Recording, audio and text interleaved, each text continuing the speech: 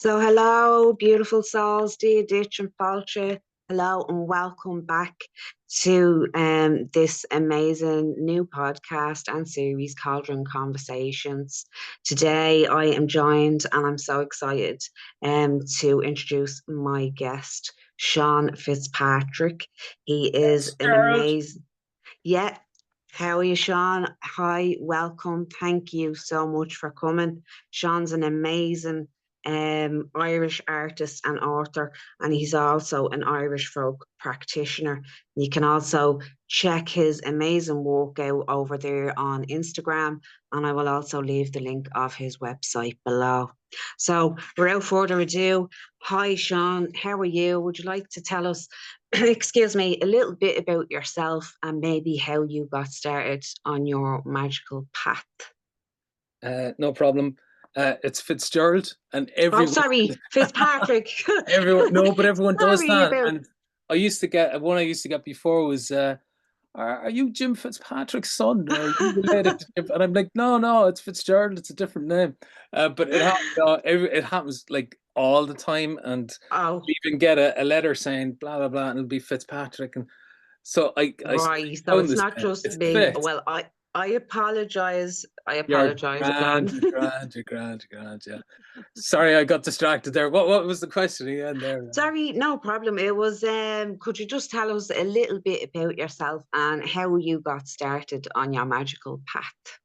Well, uh, I suppose as a teenager, I used to go up to where my mum is from in Kerry, and just down from her house, there's a stone circle, and I used to go out. I must have been 15, and I basically used to go off on kind of just walking around the place, and I suppose it was more boredom.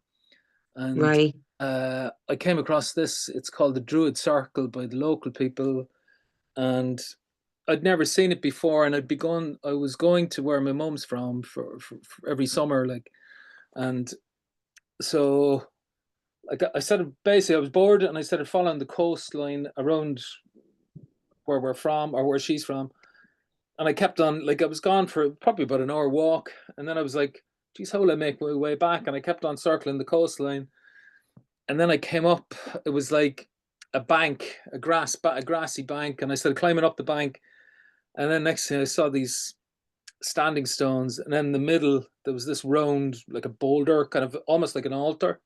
Right. And to me, it was just completely taken aback.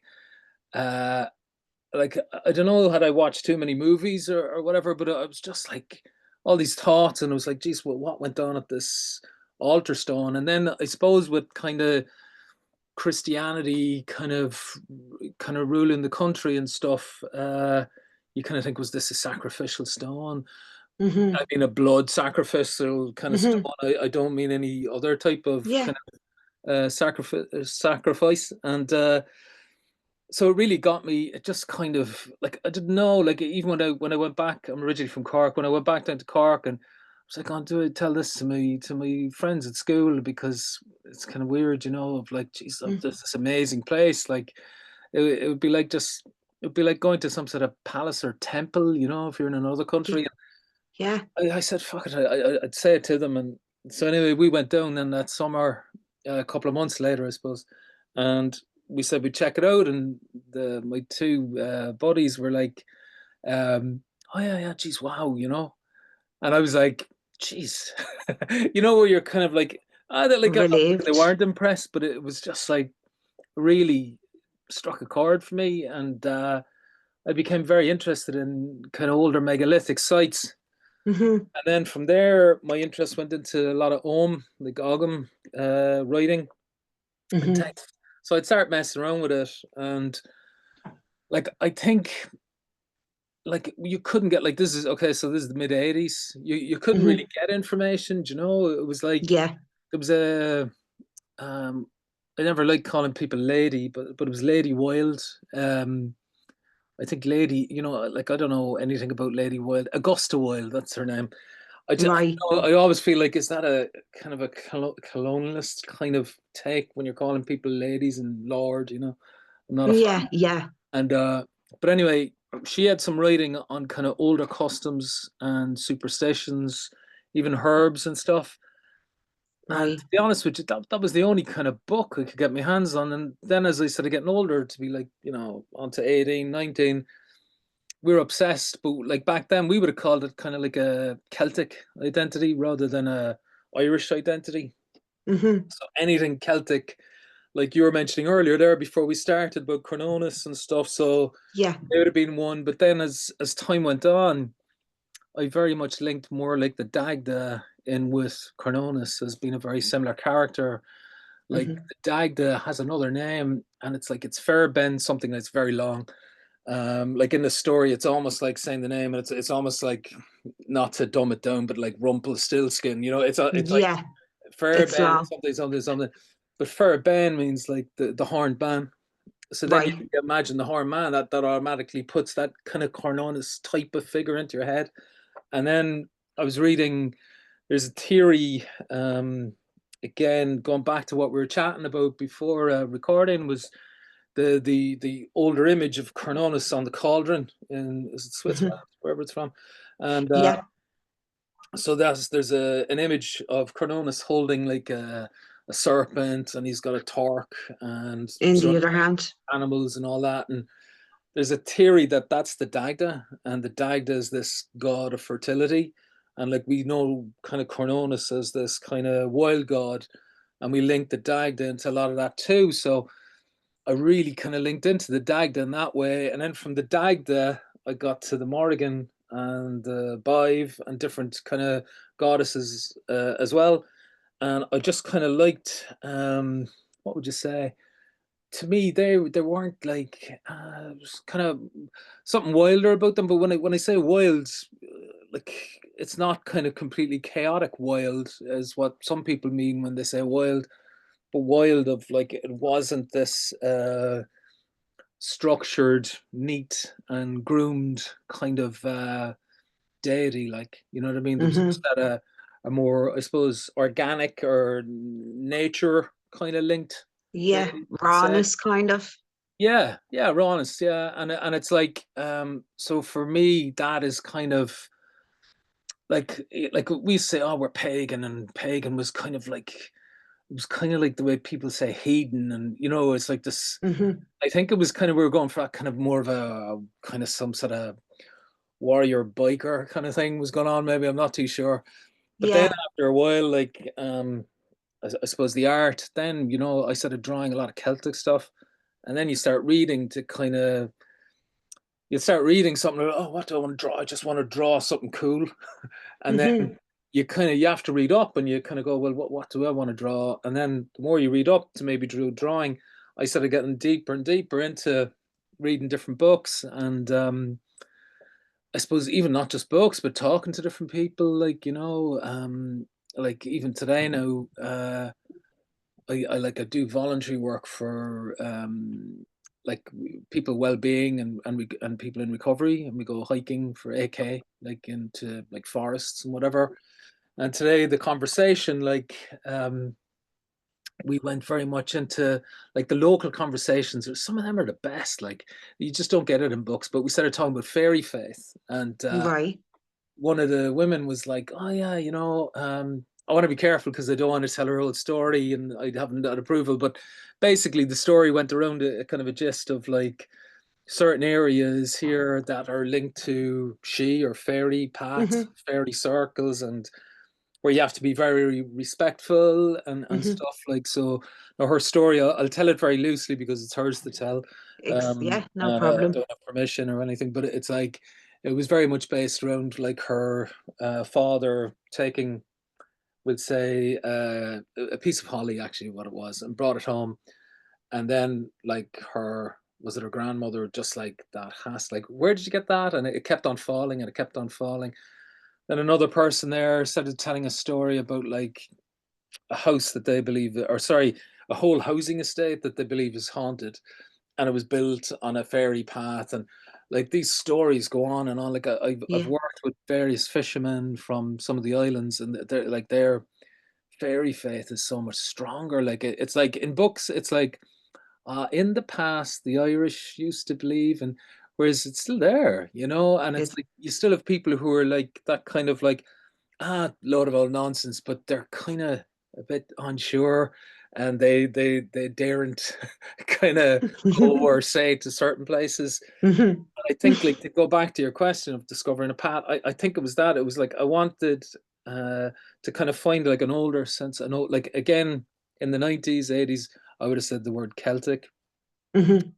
In time, that became more of like this Irish identity without being this real nationalistic kind of, but just like Mhm. an Irish identity. And that, you know, that, like, again, before we were chatting earlier, but kind of linking into land and the Irish word duhis, which is like a sense of place in the. Mhm. So Yeah, yeah, I don't know. Does that answer your question? it does. Yeah, no, totally. So it's kind of like, again, like coming home to yourself, Yeah, finding that, and it's totally believed in. Even the ones that try and pretend, oh no, that's a load of old nonsense. Like you said, they still wouldn't walk into a fairy mound. yeah, yeah. They still have that much belief that's like, no, I'm not walking in there in case something does happen. Like, you know what I mean? And I was saying before, and I do feel like that especially the Fae here in Ireland, um, like I always say, they're not like Peter Pan, they're not like Tinkerbell. You know, you Mm, have to be really respectful of them. You know what I mean? They've had um, to deal with oppression the way the people of this country has had to deal with oppression for many years. So with that, they're a little bit guarded, I feel, as yeah, well, with who they just open up to, you know. But at the end of the day, I feel like once you treat them with respect, they'll return it, you yeah, know. But I do feel they can be little tricksters as well. mm, You yeah, know, absolutely. definitely. And I also wanted to ask you as well about the artwork, Sean, because you said you just started drawing. You just felt like you wanted to draw. Like, did you like see any visions, or did you just take the pen and paper or the paint and just start doodling, or Well, there's remember I was hanging out with he's an English artist, Courtney Davis. He's there in the Hill of Tara, and he was right, telling me, like, he gets like, oh, what is it? He basically, oh geez, I can't. Is it frankincense? No, it's not frank. He gets some sort of balm, and he streaks it down his face, and right, it's almost like this pure ritual how he draws. And I can right? remember, geez, I'd love to do that. Like, I got it. Like, it just sounded so like unique, Yeah, and that you're really getting in touch. But no, like, if I'm really honest, I like when I started drawing, it was very much how do I do this knot, and it was all very technical, you know. right. And then I found, like, I would love to say it's ritual. Like I do dream of drawings. You could kind of link that into ritual, but I've Yeah. never done it like a ritual practice. It's always been very neatly laid out and very like stepped out, like in a like a normally I'll read up for a while on the subject, or I might read up on, would say I was drawing the Morrigan there a good few years ago now, and it was like, okay, well, you know, a lot of people draw with black hair, but here in one of the Hmm. texts said she'd red hair, or oh, Yeah. here in another text says it's green eyes, and, or, you know, whatever it might be. And then you kind of go, oh, Yeah. and you link it all up, and then, okay, there's the drawing. And then you go, God, I wonder what plants or herbs I could have growing around her. What could we link into her? So then I was kind of thinking of, okay, what's a very well known kind of magical herb? And I was thinking, oh, there's mugwort, and okay, we put Hmm. that in, and that's how I kind of work, you know. It's kind of I would love to have like a really, you know, decent ritual kind of process, but like, in saying that, like, there's an awful lot of stuff dreaming, you know, and I suppose Hmm. that kind of dream state is I suppose in a different type of state, you know. So a lot of drawing And stuff. do you feel, Sean, that like it is the energy and the spirit of the Morrigan like coming in through these different signs and giving you the inspiration to draw it like that? I'd love to say it was, Yeah. because people, like, I've heard other people saying, yeah, you know, and like the Morrigan spoke through me, and this is what I felt. But like, Yeah. I just feel like I'm drawing it out of a place of respect, of Hmm. like Hmm. of just like, okay, I would like, you know, we all see different things on the internet, and you're going, geez, no, like that's not how I relate to, like, everyone has the right to do, you know, draw, whatever. But you kind of go, God, I don't relate to that kind of figure or their description. So I Hmm. kind of, I feel I'm just doing it out of a place of respect for them, of kind of honor and respect of like, as well as like cultural connection and things like that. Hmm. You know, like I find a lot of the drawing for me, you know, like I wouldn't be one for meditation or anything, but that for me is my kind of, do they call it free flow, where you're just Hmm. like anything, even if you're having a really, you know, bad week or whatever, that you just really really hone in on things. And I find, you know, again, going back, if we're on about like ceremonial, like it's that kind of space where you're like, you're very much in the moment, you're very much in the process, and it's definitely kind of like a different state of mind, perhaps, you know, Hmm. that free flow, because things are a lot more clear, you know. Yeah. Yeah. Yeah, it's almost kind of like a state of trance, a state of hypnosis, because we do go into that naturally, like 7 to 10 times a day. And anyway, but Okay. Yeah.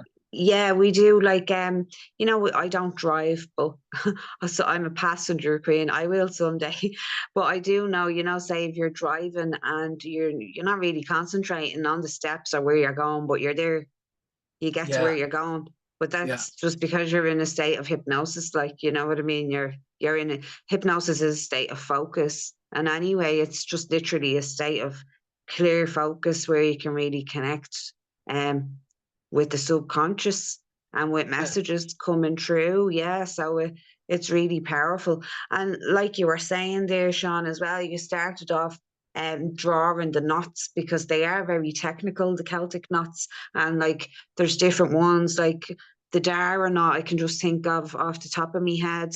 I think that's for protection or like a shield, isn't it? Well, there's different. So, like, basically, my view of the knots is like people have different takes on them and different interpretations. But like, to me, it's the okay. So we'll say some of the okay when they talk of Newgrange, you know, and we think of that like triple kind of spiral. Yeah. Well, like there was a college in there. Who was it? There was two English colleges in there, right? I'm trying to think, how do I start this? Yeah. So they specialize in archaeoacoustics, right? And it's a big Right. word, and all it is like archaeology and acoustics, and it's Right. sound, right? Uh so there was, okay, I think it was like maybe in the 80s or 90s, there was a student in England, and he was walking through some stone circle, and they're all talking, and he as they were leaving the stone circle, he shouted after one of his classmates or whatever, and there was a kind of like a slight echo, even though now they're open, there's no roof or whatever. And he's like, what's that, you know? And they noticed that there was a kind of like a rebound of sound, or an echo from some of the Reverb. stones, reverb. Yeah, sorry, that's Yeah. and so anyway, they were like, what is this? So then it became a field of archaeology where, oh God, it was like Oxford and Norwich. I don't know. There was these two colleges anyway, went into Newgrange. And so they'd gone into some kind of chambers, like different cairns and stuff. And they started recording different things, right? So in Newgrange, right? Hmm. I went in, and know, like Newgrange, you have your entrance stone, you have your corridor, and then you have like your different, like, I suppose, chambers. And would say, they said like a male, what was it? There was like a male baritone, kind of like a real oh kind of Yeah. sound going down the corridor, that in one chamber you couldn't hear it, and in the other Right. chamber it echoed around the chamber. And Well, now their theory was that the spirals that you see represent sound waves. And I just yeah. thought, what? You know, because I'd heard Yeah. like all these different theories for years. So it's very much, it's out there, like, and I know there's different kind of names for the different knots, but I just find like that's people's own kind of theory on it, and that's all well and good. And I know, like, you could say, okay, well, this would represent, like, you know, I don't know, like a triple goddess or whatever, and that's good. Like, if that represents that to you, but I do get people asking, like mainly kind of American Irish diaspora would send me an email going, "Is it okay? Like, can I draw this knot? Is that disrespectful?" Or and I'm just go for it. Like, you know what I mean? If your intentions are good, you know what I mean. There's no harm. Like, you know. So knot work, I found like most Irish people in the 70s, really, it was Jim Fitzpatrick. I can remember Right. seeing his stuff. It was just wow, you know, absolutely Mm. incredible. And then there was a couple of comics. There was one, Slana was a big one, which was like it was Pat Mills. He wrote it. Like he's an English man, but he's Irish background. So he Right. kind of mixing in Irish myth, and he kind of linked it in with some of the English stuff. But Slana, this character, was all based around the Irish myths, and they were bringing in various gods and stuff from Ireland. So, like, geez, as a teenager, that was just like, and seeing the drawings, and then there'd be a small bit of knot work or whatever. Wow. It was the coolest. I'm amazed they never made a movie or anything of it. So, all that going back to your question, sorry, I tend to rant. Um, No, not is at like all. knot work, like that, just it kind of became this whole, you know, when you're in school, like like you'd see a lot of kind of Christian kind of knot work and, you know, whatever you're Hmm. into, but it just wasn't my bag. And so I loved kind of seeing it in something like Slana, where it was like kind of wilder and your man's this warrior. Yeah. And that's Freer. why, yeah, freer. And so it's like for my own art, I try and put in like I'd wrap like something like honeysuckle around the knotwork, or put in ferns, like that it's in Lovely. nature, like, you know, the way you'd see ivy Yeah. climbing up something. That's how I love to see knotwork. That it's wilder. Yeah, yeah. Yeah. Definitely. Yeah. That's a bit more character to it because it Well, can. that's true too. Yeah, yeah, Yeah, like I love network, but yeah, sometimes it can get a little bit flat when it's just all nuts, yeah. you know. But again, I suppose it's everyone's taste or whatever they're into. I'm not That's putting it. Yeah, anyone's taste down, you know. of I course. I know everybody's it's up to themselves, like, but you know, that's really, really powerful. Sean, and it's a good thing as well that you said there about intention. Like, for if people are wanting to draw or wanting to go down that path and start tapping into their Celtic creativity, Mm. you know, and feeling what they're drawn to. Just once their intention is there, they don't need to be worrying about whether they're doing it right or wrong, or whether they're being disrespectful or anything like that. Just be free and stop putting limits on yourself, I suppose, and just let Yeah, yourself nicely said. draw. Yeah, absolutely. Yeah, yeah. Because if you're Uh, putting those limits on yourself, it's kind of like, I don't know, like everything's just too structured. You're kind of better off loosening up, aren't you? Like, you know, whatever. yeah, yeah, Like, no, totally, totally. And you know, you were saying that you just kind of get the vision. Sometimes you get the dreams, or sometimes you'll be looking up certain things. Does the landscape, obviously, and the mythology play a big part in your artwork and in your creativity, Sean? yeah, oh, big time. So, for me, like I didn't realize it at the time, but like certainly even as a younger man, going away. So I'm originally from Cork City, and going away down to the countryside. It was just like it was a whole different sense. Like, you know, there was like less restriction, and I mean, like, geez, even in the chest, you know. Hmm. Um, and it was like it really appealed to me, and I can remember going, geez, you know, I'd love to leave the city someday, and, you know, go out here and you know what I mean? There was just this different feel, and then when you get chatting to people, there was a different way. And I remember going camping in Waterford, and like, you know, we're all in the pub, but I ended up chatting to some old man, like, and he's on about local folklore, and I just sat listening to him, going, geez, you know, this is just amazing. This is just amazing. And, you know, be kind of like, why were you talking to your man all night? Like, and I was like, oh Jesus, no. And he was telling me X, Y, Z, like, and so then, when I did get the chance, I moved up to Donegal, and that's over 20 years ago. And Wow. I said it then. My father died, and like I liked hiking, and I kind of find it nice. But so I live in the middle of the Derryveigh Mountains, like, and Wow. so when he died, I just like I completely went into depression about it, like, and it was like a reaction, because of his passing and stuff. And he was given, like, we'll say 4 months to live or 6 months to live, but he lasted four. So it was like a death sentence. Like, it was such an impact, And Hmm. I remember kind of going for the walks, and the walks changed, because you're down and you're reflecting, and I think when someone dies, maybe you kind of think of your own life, and you think, Hmm. You do?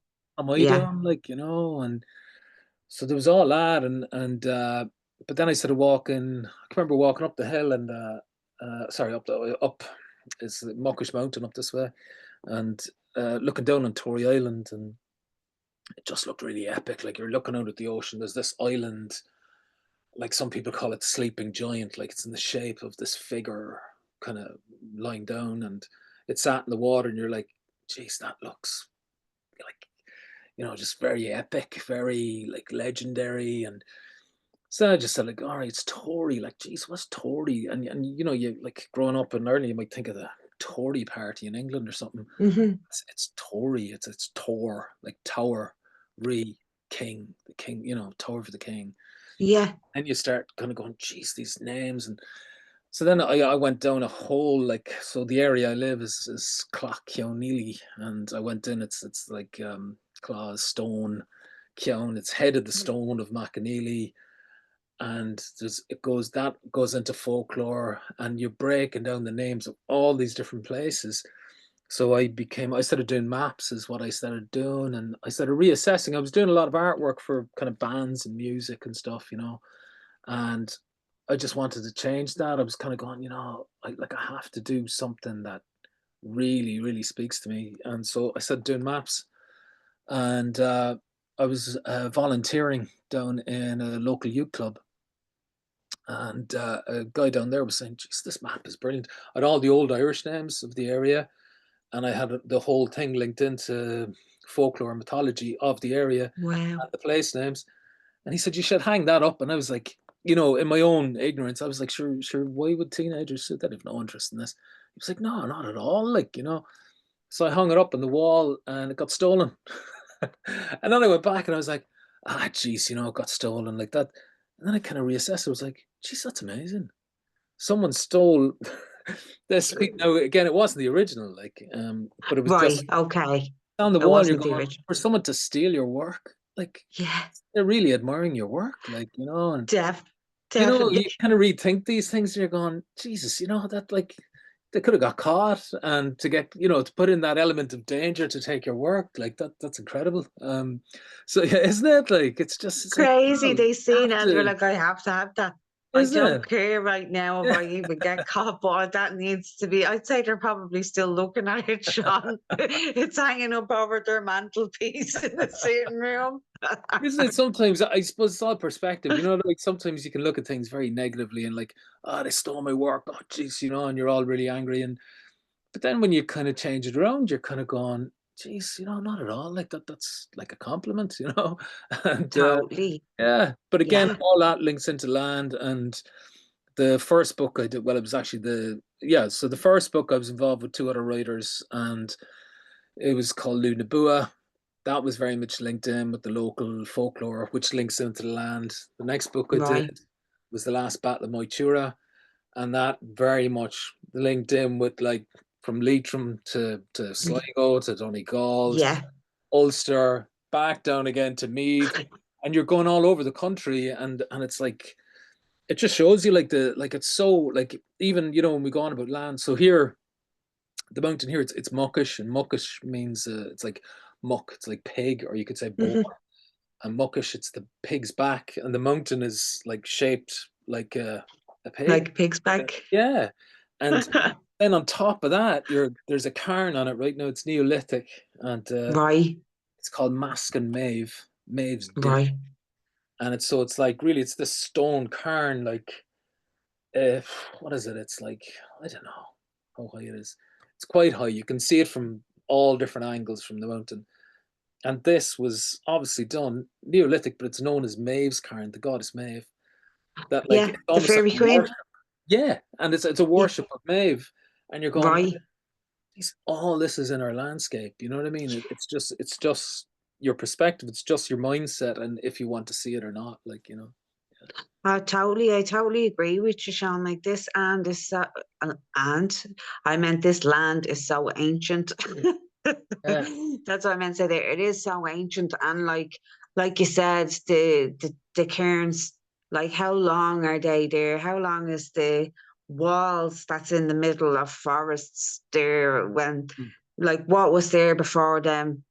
You know, before there's just a little wall left at the moment, or there's some big druid stones in the middle of forests as well, with like Turks edged in into them as well. Like, you know, it's just, it is so ancient, and I feel like the energy is still there off it. Even going back to the first um, stone circle you came across with the altar in the middle of it was obviously used by the Druids and used by the Celts, maybe for ceremony, maybe for Sabbaths, you mm, know.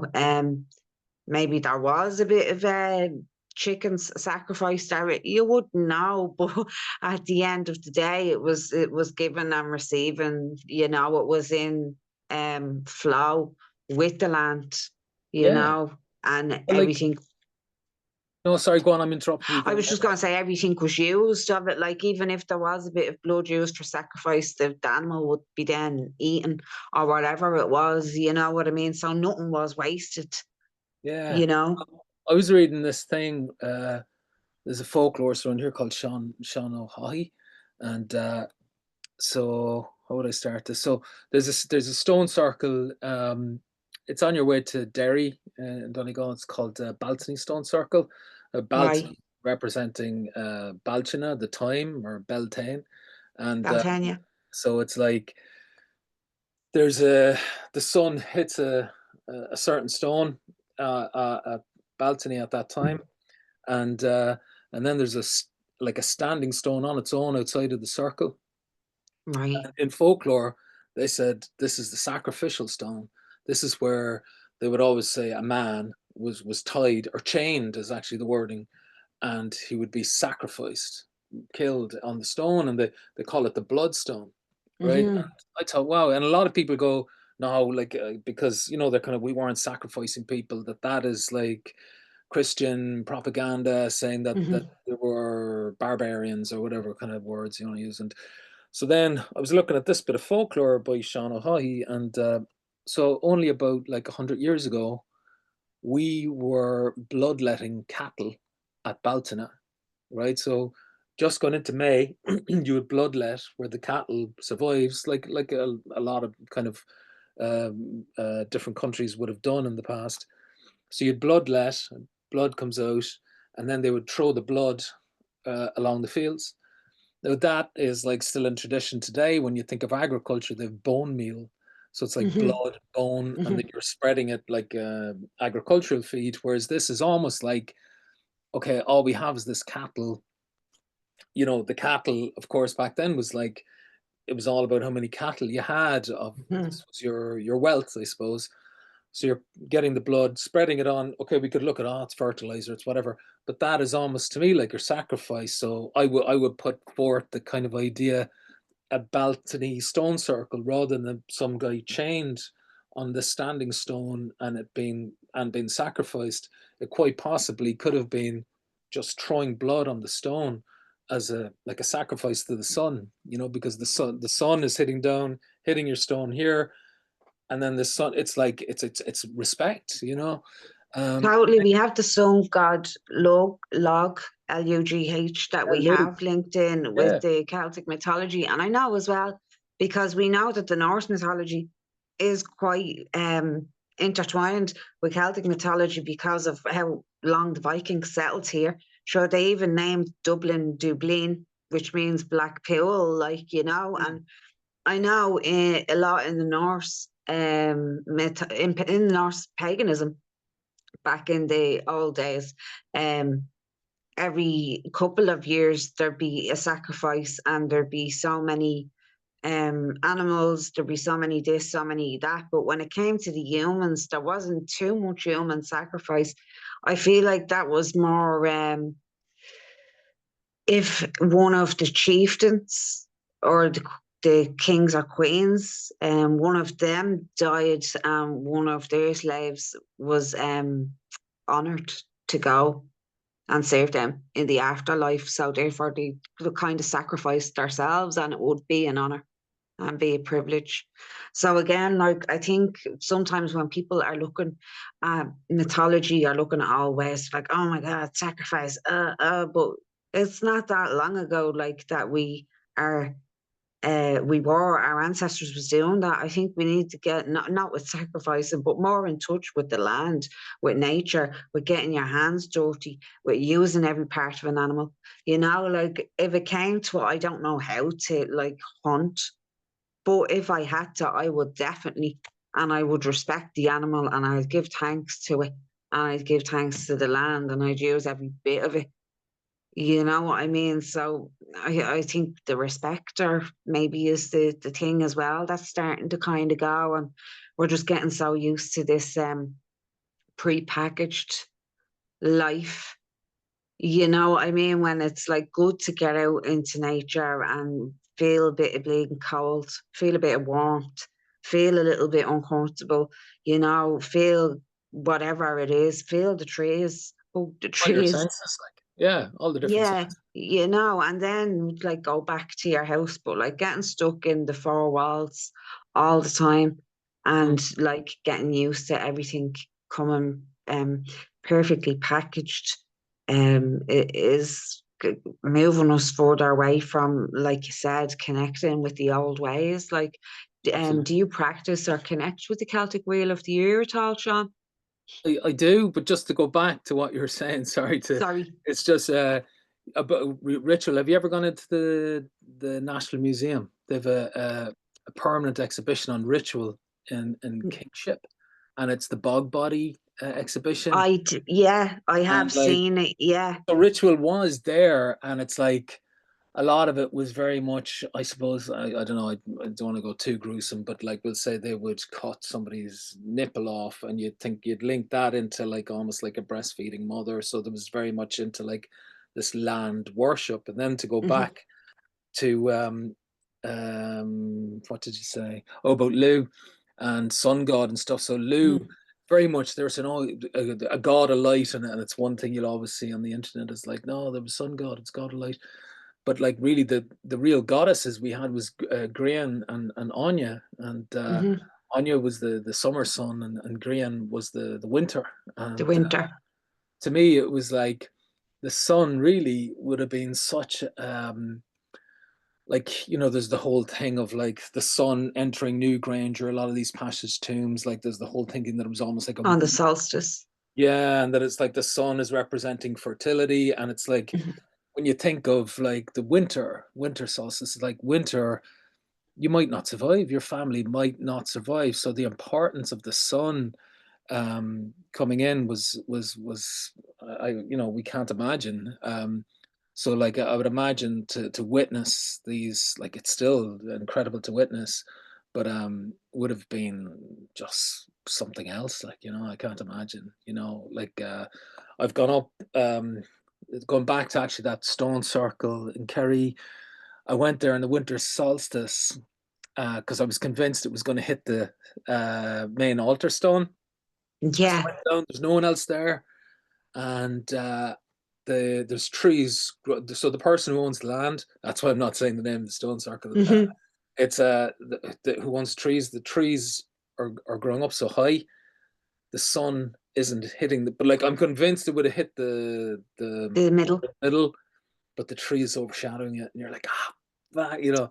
But the Yeah. other one, the Baltony stone circle that I mentioned earlier, that's got like a winter alignment and a summer one. And geez, like we went up a good few years running. I haven't gone up now in the last maybe 3 years, maybe more. And it's incredible. Like, and you know, there's no one like, you have kind of people who like trying to control things at any ceremony, but it's very relaxed. People are kind of just doing their own thing, and like some, like it's not even spiritual, it's just to say like, wow, isn't this just incredible, like, you know. And it's a lovely sense of community, you know. And Hmm. you're just sitting there, and you kind of, you don't know, should we be chanting? Should we? And there'll be always somebody who'll kind of try and link in some of that, but Mhm. it's like it's an amazing feeling, you know. So yeah, Yeah. Yeah, no, it sounds really, really powerful, Sean. I remember being a kid and going on a school tour down to Newgrange. brilliant. And it was actually when the sun was coming in and we got to see it. Like, and Oh, I was a kid at the time, but I can remember how powerful and special it was back then. And I was only a kid. And I remember thinking, I'm witnessing something really, really ancient here and really special. And this place is just really, really powerful. Like, and that was a kid. And like, I could only imagine going back to it now. I think it would blast me away if I went to it now, like the way I can feel energy the way I do. But I would absolutely love it. I'd say it's so powerful.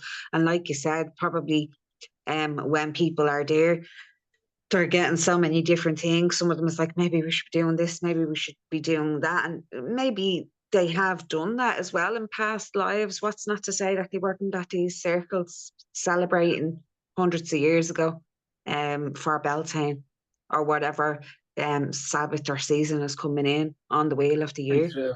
And that's it. And like sometimes it's just nice to sit down, relax, and take it all in. Yeah, in the nature, totally. Like it really, I feel like it really resets us and recenters us when we're out in nature.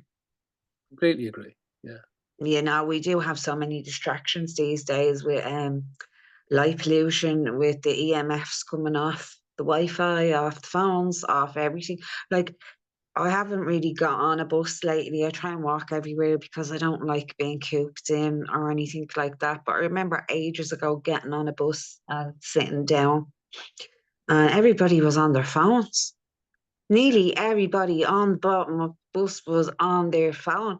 Not even one person had a book, like a physical book, like that you can read. And I was just thinking, I can just feel all the frequencies off these phones. I need to get off this bus quick. And then I was thinking, why is everybody just stuck to their phone? Why can't they just even look out the window for a minute? Or, it was just crazy. It was like, oh God, technology is getting a bit crazy now in the world, big time. We were just saying that at the start, weren't we, Sean? I suppose. Yeah. But actually, the next time you're on a bus from Dublin, like oh, geez, I don't know what the bus is, but you can get out to Loughcrew. A lot of people from Dublin go to Loughcrew. Have you ever been in Meath?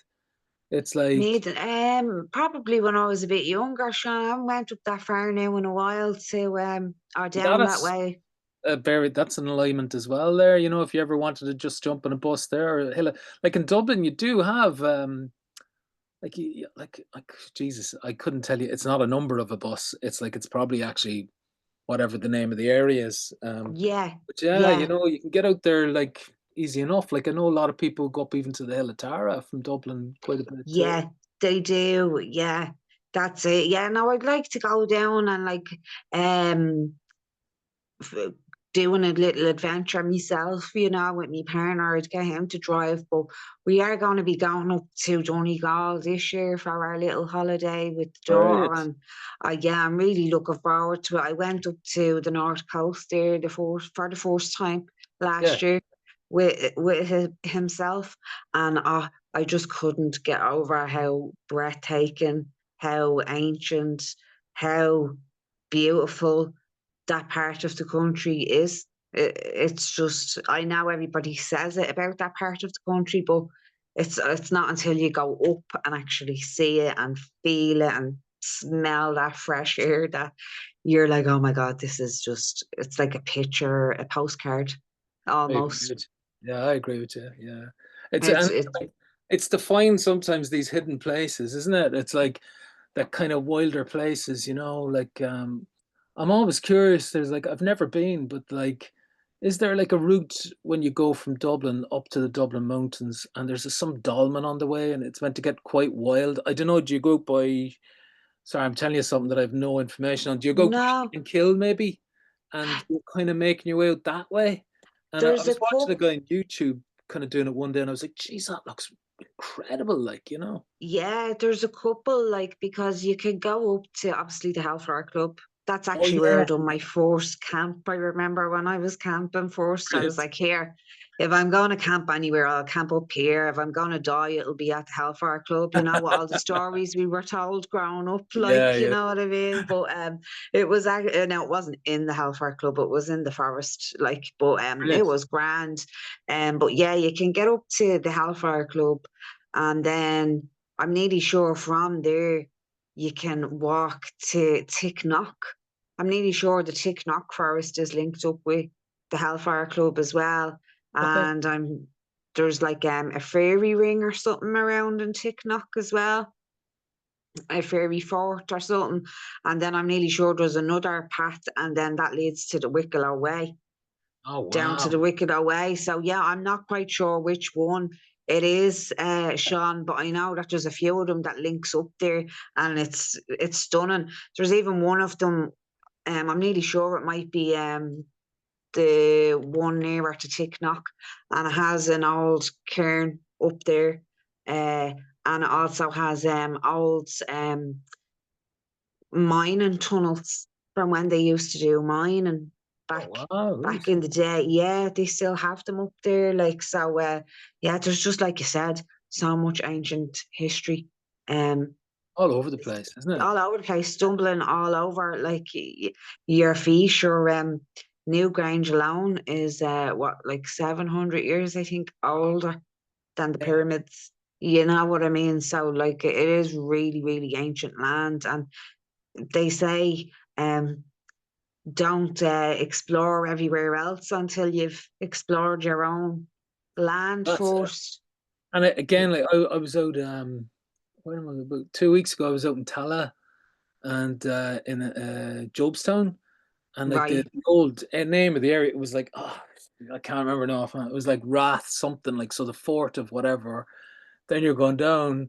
Now Tala is linked in with the Partholon in mythology, and then right. you're going down, and just there in the grass, it was only a green in front of houses. It was just covered in yarrow, like Ahertholin, father of the, Really? covered, Wow. like the yarrow up here is still tiny. It was long yarrow, and you're going, to me, it's like, how old is that yarrow? Does the seed Yeah. on that yarrow, even though now it's all housing houses and whatever, um, like, there's the seed from that yarrow, there's that, how far does that go back to when this was the wrath of, like I can't Yeah. remember the name of Jostown, what the original name is. Yeah. And then there's a Oh my church God. when you go in near the village of Tala, and there's like an old it's not a standing stone, but it's like a massive bullion stone, with an indent. No, I didn't get in Right. because it was locked. It's only open on a Sunday. And you're just gone, geez, here I am. Like, I'm in Dublin City. Well, okay, we're on the outskirts a bit, like, but Yeah. there's so much here. Like, it's just to kind of, I don't know, just look at the older names and what have you. It's incredible. Yeah. No, really, it is like even as well. I suppose the cliffs as well up on Howth is a nice walk Oh, over yeah. there, and Yeah, I was there that's a once. stunning, another stunning, breathtaking thing. I know there's not as much mythology down near St. Anne's, but that is another nice place as well. With Hmm. the old structures in it from when it was in the Guinness estate. I mean, there's Oh, okay, yeah, yeah, yeah. yeah, there's still some old structures in it, but the trees that's in it, like you said, how long or how old are them trees going back? Because it can just feel the energy off them, you know what I'm saying? But I'll definitely have to find out where this place is and go and get my yarrow. From there, I'll be going and harvesting a little bit of yarrow. Don't mind me, folks. Just grabbing a bit of yarrow here. Really, yeah. No, that's like you said. I wonder how far that goes back, Sean. Yeah, absolutely. Yeah. How far does the seeds go back from that? Like, um, but yeah, before we share a little bit of your artwork there, Sean, is there any like central folk practices that you do or general ones? Well, one that really I found it really good that I've been doing a lot in the last 3 years. Well, I was doing it a lot. I was doing it every day at one point, and then I suppose I kind of slowed down. I think sometimes any of these practices, like when things are going grand, well, for me, maybe I kind of don't really do them then as much. that maybe things are a bit stressful, straight back into, I suppose it's like people Yeah. with prayer and with anything, isn't it? Yeah. So what I do is, so there's a thing called the three cauldrons. And so we'll say it's like, okay, so your cauldron, what will I start with? Okay, I'll They're start with linked in with your chakras, aren't they? people compared to the chakra, yeah. Yeah. They're the Now, Celtic chakra system. well, it's an old Irish manuscript. Yeah, Mm-hmm. people do say it's a Celtic chakra, but it's like, I think it's like, I can understand that line of thinking, but I kind of go, geez, how was this thought of? Like, much like the seeds that we were talking about earlier. Mm-hmm. It's like, how old is this? And like, how Mm-hmm. like it's said as a poem, but like a lot of stuff was written as poem and verse. And so we'll say okay, so your head is your Karasosh, and that's your cauldron of knowing. And then your chest is Right. Karama, and that's Mm-hmm. your like vocation or motion. And then and then your pelvis is Kara Gulri, which Mm-hmm. is your cauldron of warning. And each Mm-hmm. cauldron has to be oh, sure. Look, it's like I have it set up, right? Okay, there's a bowl, right? So each cauldron, like on your head, it's meant to be Mm-hmm. sitting just very straight like that. Same with your chest, same with your pelvis area. And then let's say, like, if stuff's going on, or maybe if stuff isn't going on, maybe your mindset, it can be tilted. And then the Mm-hmm. whole thing is to visualize these cauldrons being like that, Being in balance. being in balance. Yeah, thanks. In balance. And for me, I found that really good. And it was like, I don't know, was it like just the visualization and kind of thinking of sort of what they represent? And I Mm-hmm. just found that very grounding. And Mm-hmm. like that as a practice, that is something I would do because like I don't know, I found it very much, it was like taking 10 minutes, if even, out of your day where you're just taking a complete break of the day and whatever way your day is going, and to actually just visualize something and you're going, wow, like this is probably such an old thing of how people thought.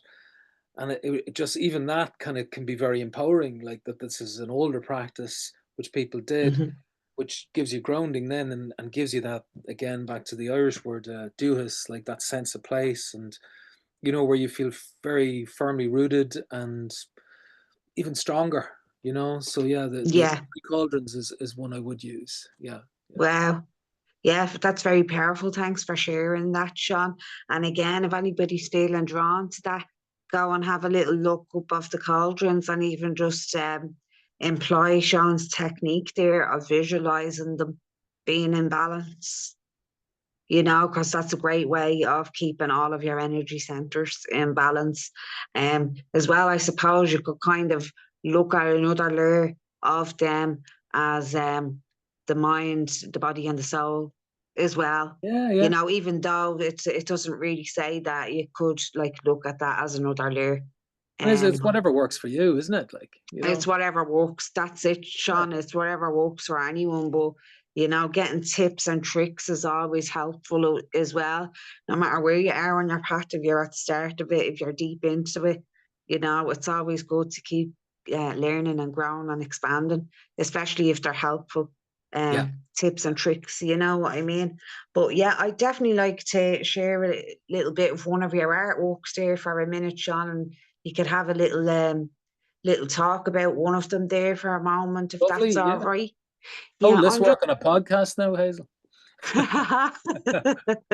But I I'll just. describe it. I'll describe it maybe or something like for the Do you want me podcast. to share one of your artworks for a moment on the Oh, go for screen? it. Yeah, yeah, Yeah, absolutely. Yeah. and then we can chat about it. So let me see. Where is Yeah, I'll share the photographs. Yeah, this one I was looking at. So I'm just sharing this one there, if you can see that, Sean. I can see it. Yeah, yeah. Yeah. So this is Sean's one. I'm just going to share this for a few moments, and then I'll take it off the screen so that Sean can talk about it there for a little bit. It's really, really powerful.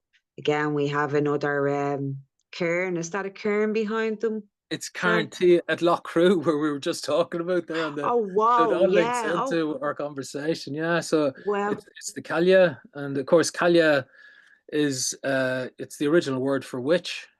So yeah. you'd be the cosmic Kalia 555, and it's like so it's like some people would say Kalak or Kalyak. Kalia Yeah. depends, on dialect and what part of the country you're in. So it's Yeah. like the Kalia originally meant like a veiled person, veiled woman, and it Right. was like eventually over. So that's the old Irish, and eventually it became the word witch. So it eventually turned into this word witch. Um, Right. so this drawing is for a friend of mine. She's a singer called Joy Shannon. She's in California, and her so she talked about Loch Crew and her family and her father. Her father's from Ireland, and he would have grown up underneath Loch Crew in the distance. And she was kind of saying about the Mandan laundries being so Yeah. close. So she liked the idea of this, like it was her suggestion of like to linking in the Kalia. So then it was like, okay, have the Kalia sitting on the seat, and it's almost like birth. That's why there's a Hmm. baby actually underneath her feet. Um, Well. legs are slightly kind of spread as though it was like giving birth, even though she's this much more elderly figure. But it Hmm. links in, like it's not necessarily birth either. It's like, I suppose you could call it femininity. You could call it like an older sense. You could call it like a caring, like elder figure. There's so many different Like things. the crown. If we were going by maiden mother crown, maybe crown Yeah, energy. that kind of figure of just this, yeah, older figure, caring figure, and like the whole hood and all that. Like some people find all that stuff very spooky, but that's linking in my eyes, that was linking into the veiled woman, like this veiled, Hmm. you can't see her face. Like, and Hmm. I can understand, each their own. Some people find that creepy. I think it adds to maybe mystery, and Hmm. like the Kalia, I personally see as a great figure. Like, so my people would be originally from Cork and Kerry, so the Kalia's down there in Beara, and she's very linked. Sorry, she's linked all over the country. Like she's linked to Sligo and all this as well.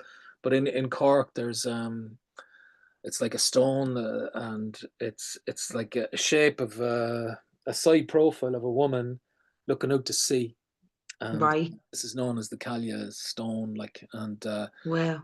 to me, it's incredible that, like, going back to what you were saying earlier, do you link into the landscape for art and stuff? It's all there, isn't it? Like, geez, if there's this old woman's face that has been known in folklore for hundreds and upon hundreds of years as the Cailleach stone, we've Yeah. always seen it, like, and it is always linked in with us as identity, for grounding. And the Kalia is like, I don't know, as a figure, I find them kind of drawn to them. I was always close to my grandmother growing up, and she lived with us, Yeah. and I just feel there's that kind of figure about her. Yeah. Hmm. Totally. And I feel like she's also linked in with ruling the winter, and the Yeah, that's winter right. months, and gathering our firewood then when it's coming in to the inball, isn't it? Yeah, when it's coming out of the Yule Yeah. onto the next season, and she's Brilliant. yeah, out gathering our firewood, and if it's a nice day, we're in for a longer winter. But if it's raining that day, sigh of relief, the winter's going to be over. The Kalima is hibernating, or coming out of the hibernation, I should say, Mm. for the winter. But yeah, that's really powerful. It is, like you said, all around you in the landscape. And I do feel that energy myself when I've connected with her before. Very kind of motherly. I don't think matriarch is the right word that I'm looking for, but it's kind of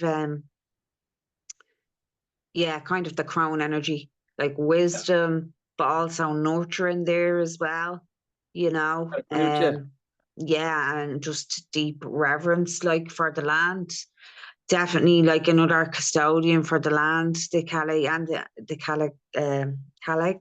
Is that how you say her name? Yeah, listen, yeah, Calais. it's all good. Like, Yeah, you make candles, Hazel. I read this thing before about that the time when, what is it, when the Calya is out collecting The wood, wood. right? That's the best time to make candles. All right. Folk I must.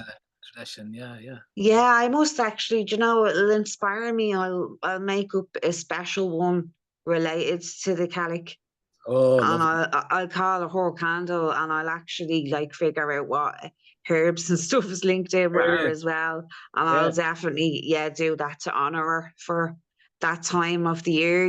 Because like you said, she's a really strong energy, really strong figure, and yeah, I love honoring the gods and goddesses and Mm, deities of this land. You know what I mean? Because it's so powerful, and I feel like that's part of why we're here as well, is to work with that energy. yeah.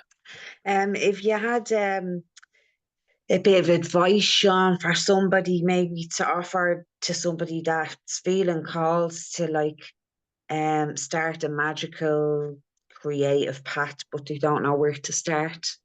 Would you have any advice for them, maybe? I think be cautious of. Sorry, I know I should say something really positive there, No, it's but just be grand. cautious Say of whatever like, you're feeling, Sean. yeah, but you know what I mean. It's like there's so many people like if people have all the answers, um, be cautious of it. I'd sooner deal with somebody who'd say, "Geez, I don't know," and they Yeah, might have answers for other stuff. I think when somebody has all the answers, look, I'm not saying they're a bad person, but I would just be cautious of where it goes, and just if it feels right to you, you know what I mean. Yeah, it's good. But yeah, I would normally because sometimes you might feel a bit of an idiot, and hmm, if you feel a bit of an idiot around somebody else, don't do it then. Just be comfortable, like just be comfortable, and yeah, like you can feel a bit of an idiot on your own, you're grand. You know what I mean? But it's just yeah, be safe with it. That's all I'll yeah, say. Like just be yeah. safe with who you're around and all that.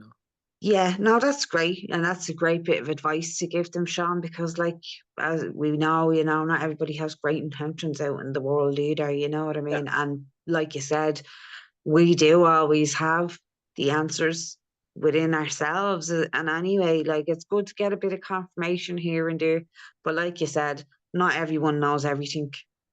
Yeah. Nobody knows everything in the world, we really don't. So, like that, if you don't know something, like Sean's saying, I'd rather somebody say, I'm not sure, or I Yeah. don't know, but rather than try and say, oh, let me just pull some bit of information out of me hole Yeah. to make myself sound good here. Yeah. And you'd sooner uh, be just comfortable around the person that they could say something like that. You know what I mean? Then it's all good. Like, yeah. Yeah, yeah. And would you have any advice then, Sean, for somebody that's like wanting to get more creative with, say, working with art or painting or drawing, or say they're feeling like drawn to do that, but they maybe have a little bit of a block, or they're judging themselves, or whatever it may be that's stopping them doing it? Well, I'd say don't compare yourself to other, like, I know we look at the internet and we look at people like, going, wow, they're amazing. Look at this and look at that. Don't compare yourself to it, and just follow what you want to do, and do, like, don't set rules for yourself. Like for me, I was drawing for years, and I was listening to, it was like there was a music documentary on, and there was a band talking, and they were like, I can't remember what they were saying, but they were saying, oh, when we started the band, we wanted to sound a bit like this and a bit Hmm. like them and a bit like them. I was like, oh, I wonder, could I do that with drawing? Like, because I was doing drawing, and I was getting a bit frustrated because I was just doing album covers all the time, and Hmm. it became a bit like I found I was just repeating myself. And a band might go, oh, we love what you did with that cover. Just do something like that other cover. And then Yeah. I was going down this road, and I was like, oh, I can't do this. And then back to what I was saying, when my dad died, I started kind of reassessing life as well as everything else. And I was kind of, so what I did, I was like, okay, what if I got a bit of everything I like? So there was a friend of mine, and he used to do these really detailed drawings. Like, they were so detailed. Now, you couldn't say his anatomy was good or anything like that, but he spent hours, like, and he did this an amazing drawing of himself eating a bowl of cornflakes, and you think like that should be a really boring drawing, but like the details in each piece of flake from the cornflakes, and I was going, you know, that's what I want to do. That it's like you're creating something that it's like even someone goes, geez, I don't like this drawing, but like, how long did they spend at this? Yeah. It's so detailed that there's an older sense about it. Hmm. And I kind of liked, I was thinking of the Jim Fitzpatrick, I was thinking of Slana, that comic I mentioned earlier. And I Hmm. wanted to kind of combine all these elements and draw how I would view, like, I think at the time, what I was seeing was I found the Irish mythology or Celtic mythology was very it was all very pretty and nice, whereas like what we were saying about the fairies and all that, it's like there's a bit of a darker elements. I'm not saying everything has to be dark, but like, but you know, dark and light Yeah. come together. Hmm. Yeah. So I just wanted to kind of portray it as what I wanted to do. So I feel like if you're starting out with art, and it's just like draw what you feel, and like do not compare yourself, or if you're posting stuff up on the internet, don't compare yourself to how many likes somebody else has, because you know what I find, I find when I'm actually drawing, I might get a lot of likes on something, and you'll find that that's not the one. That's kind of almost like it's more of an internet thing. It's not real. Hmm. Whereas Hmm. then if Yeah. somebody approaches you and go, wow, see that drawing, that reminds me of whatever it is, like that's really real. Like and Hmm. you know, like so you have to kind of almost separate yourself of like, look, the internet is a very separate thing. And just when Hmm. you're talking to people and reaching out, that's way better. And just draw from your heart. Like, you know, maybe that sounds a bit cliche, but that's it. And just don't compare yourself to other artists, you know, just follow your own path, like, you know. Yeah. Totally, and it's actually a bit in sync with the don't compare yourself part there, Sean, with the interview I had there yesterday with Crystal, the cottage witch. I don't know why I can't bleed and talk right Oh, now. right, yeah, yeah, yeah. And we were both saying the same thing about like definitely not comparing ourselves to anybody else. Like we're all here to be unique. We're all here and made up of different things, and we're here to bring and share with the world. Like, so sharing that, not comparing yourself, lifting each other up instead of like taking each other down or comparing, or Easy especially I to do, think isn't it? even Like, more so with women, just stemming back to the witch wound, like, you know what I mean. But definitely, like you said, drawing from the heart, mm, and realizing that the internet is one thing and reality is a total other entity. that's it. It's So like what I found, what I've learned a lot, going back to like I'm still sticking with what you're saying is, but what I've learned a lot is like from kind of working in addiction and all that is like mhm, we can be our own worst enemy in that you know, you're saying to your sometimes you can be saying to yourself, go on, you idiot, ah sure, what do you know? Go on, fucking fool, ah sure, listen to you, ah sure. And it's like if you had a friend who talked like that to you, you tell him where to go. mhm, Like no one would talk to you like that the way you talk to yourself sometimes. mhm. I think you have to kind of remember that in anything, like so outside of Yeah, it. Yeah, like in life in general, it's like you have to you have to kind of go, look, geez, you're doing a good job there. Like fair dues to you, well treat done. yourself with a bit of compassion. Yeah, yeah, you have to, because it's very easy to go into that negative, like, and go, Hmm. oh, sure, look at them, and oh, look at me, Yeah. and you just kind of really, it's not healthy, like, you know. Hmm. Totally. No, it's totally not. Definitely, that's a bit of great advice there, Sean. Definitely not comparing to anyone, and just tapping into your heart and what you want to share with the Yeah, world. absolutely. You know, the right people will find you, and um, will appreciate your work with whatever it is that you are putting out there. So Yeah, keep going. Don't be stopping yourself, and let your self be free when you're doing your enjoy the creative. process, like, Yeah, yeah. enjoy the process. Thanks, Yeah. Sean. That's exactly what I was trying to say. I couldn't think of the word there. And I just kind of want to have a last two questions there, Sean, before I take any more of your time up. But Oh, I'm you're after grand. really, really enjoying this interview. Have you got any favorite pieces of your artwork? Any pieces that you like the most, or is it hard to pick? Or any Um, that stands out to you? I think um, I think the biggest piece, yeah, I suppose it's one I did, and it was winter solstice. Now I've done two winter solstice drawings, but it was so I was doing all these drawings, and they seemed very flat to me sometimes. So I did this drawing, and I wanted to make it look as though somebody was like really just wild in nature, you know.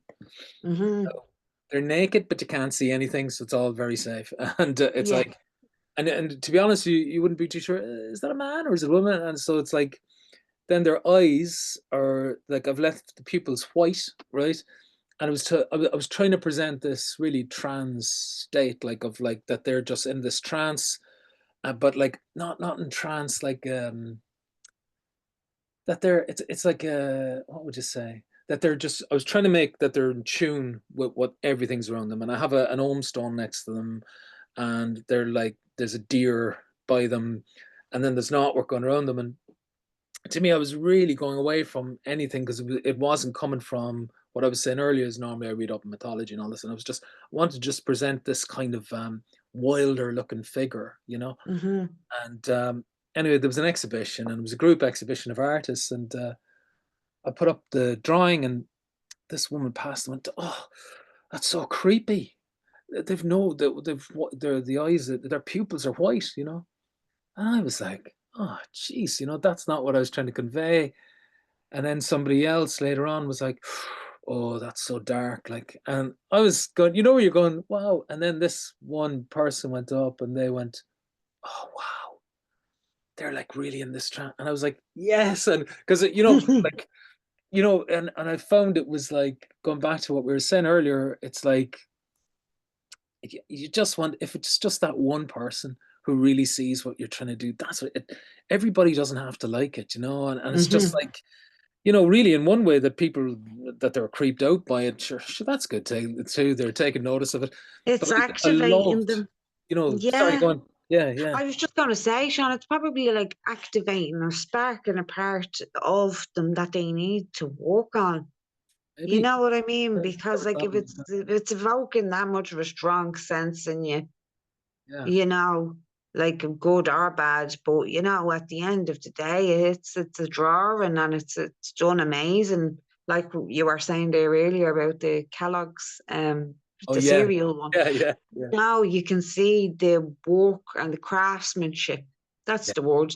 The craftsmanship that's gone into it, like, you know. So and I also feel as well, like I know the art is subjective and everybody's That's different, like, you know, but like me nanny always told me, God rest her, if you don't have anything nice to say, just don't fucking say anything at all.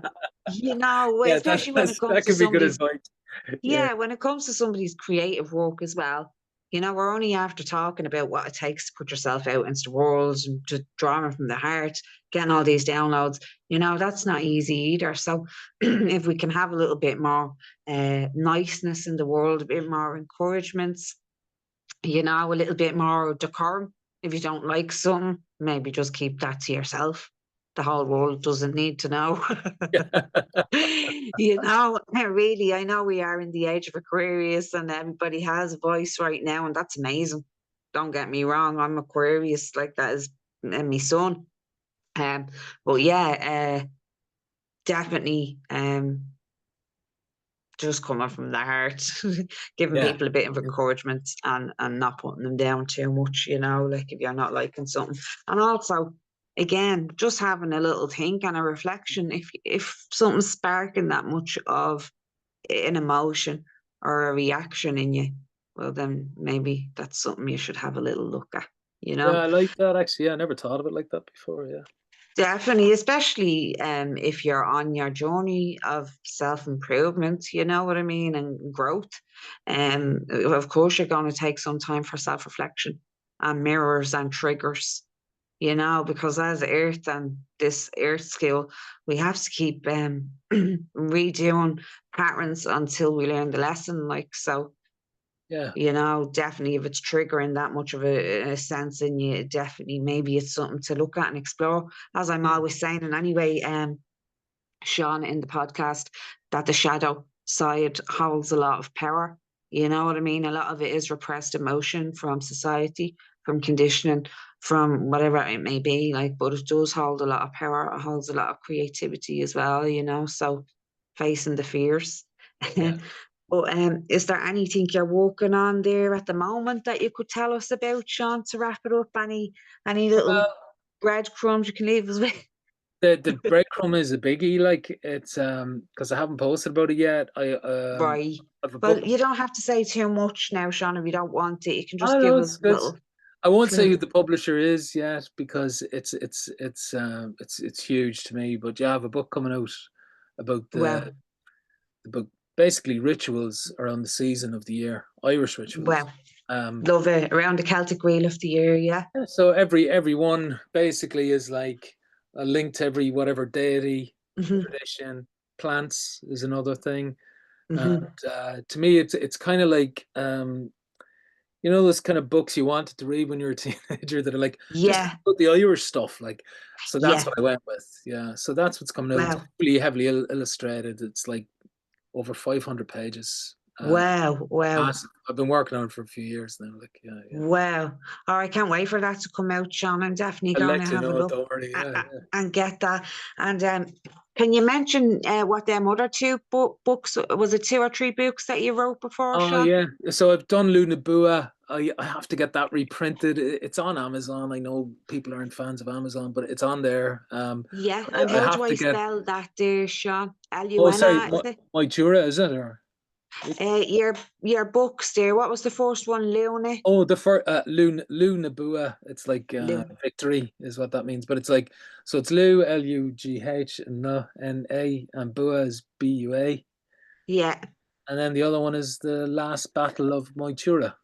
Oh, yeah. The Last Battle of I go for Moytura. lots of names that are hard to spell. It's Irish. Once it's Irish I know, yeah, Gaelic of course. language, it does get a little bit thing, but it's grand. Battle of my tour. Yeah, I'd like to actually get that one as well and add them to me collection. Now, Sean, that I know that they're Lovely. in the universe. Thanks, Hazel. Yeah, no, thanks. Definitely. And if any of me listeners are feeling drawn to it as well, because I know a lot of my soul tribe are in Great. America as well. A lot of them Lovely. are in Canada, some of them are in Australia, you Great. know, and some of them are in England, and some of them are here in Ireland. And they're all waiting now for your Kayak candles now too. Yeah, they'll be getting the Calac candles near that season and they can honour the Calac. Brilliant. But they can definitely, if you're feeling drawn to it, guys, go over there and give Sean a little look, little comment, little like there, and have him give him show him a little bit of love for his amazing artwork. That's so much time, effort, creative energy is put in, and Blood, sweat, yeah, and tears. Yeah. blood, sweat, and tears. Jesus, there's blood sacrifices and everything gone into them bleeding paintings. No, I'm only messing. There's not, but still, that was funny. But come here, thanks so much, Sean. I really, really had a great time doing this interview with you, and I'd love to do a part two down the line if you are up for it, because Lovely. Thank you. I feel like we could have went on here for another hour easy, but I don't want to take up any more of your time tonight as it is. But thank you again so much. As I mentioned, I leave Sean's links below for his websites, for his Instagrams, and you can check out. I'll also actually look up his books as well, and I'll leave links there for you as well. Make it handy. I know how this world likes things handy.